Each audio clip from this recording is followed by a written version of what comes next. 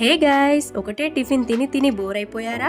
అయితే ఈ రవ్వ ఉత్తప్పం గుర్తుంచుకోండి, నిమిషాల్లో తయారైపోతుంది. Super hit recipe. చట్నీతో సంబంధం లేకుండా దేంతో అయినా తిరుగుండదంతే. 1 కప్పు బొంబాయి రవ్వని ఫ్లేమ్ మీడియంలో పెట్టుకొని బాగా వేంపుకోవాలండి. ఇప్పుడు మనం మిక్సింగ్ బౌల్లో 1 కప్పు పుల్లటి పెరుగు తీసుకొని అందులో వంట సోడా వేసుకొని బాగా కలుపుకోవాలి. ఇలా ఉండలు లేకుండా బాగా మిక్స్ చేసుకోవాలి. అండ్ అందులో 1 కప్పు బియ్యం పిండి కూడా కలుపుకోవాలి. అప్పుడప్పుడు మనం టిఫిన్స్కి నానబెట్టుకోవడం మర్చిపోతూ ఉంటాం కదండి. సో అలాంటప్పుడు ఇలాంటి రెసిపీస్ అయితే చాలా యూజ్ అవుతాయి. ఓకే, ఇప్పుడు బాగా కలుపుకున్నాక ఇందులో కొద్దిగా సాల్ట్ వేసుకొని అండ్ ముందుగా మనం వేపుకున్న రవ్వని కూడా వేసుకొని బాగా కలుపుకోవాలి.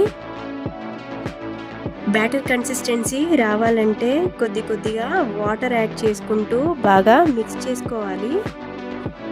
బ్యాటర్ అయితే రెడీ అయిపోయిందండి. ఇప్పుడు ఇందులో మనం సన్నగా తరిగిన క్యారెట్ ముక్కలు, ఉల్లిపాయ ముక్కలు, కరివేపాకు, కొత్తిమీర యాడ్ చేసుకొని బాగా మిక్స్ చేసుకోవాలి. సో ఈ వెజ్జీస్ యాడ్ చేసుకోవడం వలన మన ఉత్తప్పం అయితే చాలా అంటే చాలా టేస్టీగా ఉంటుందండి. సో స్కిప్ చేయకుండా వేసుకోవాలి ఖచ్చితంగా.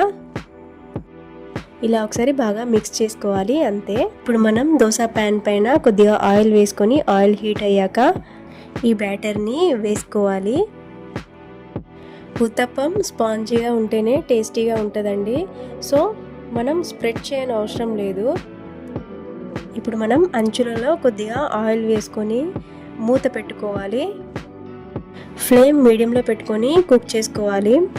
ఇప్పుడు గోల్డెన్ బ్రౌన్ కలర్లోకి వచ్చాక మరో సైడ్ కూడా ఇలా తిప్పుకొని బాగా కాల్చుకోవాలి. అంతే అండి, మన ఇన్స్టంట్ రవ్వ ఉత్తప్పం అయితే రెడీ అయిపోయింది. చాలా ఈజీ కదా, అండ్ టేస్ట్ కూడా చాలా చాలా బాగుంటుందండి.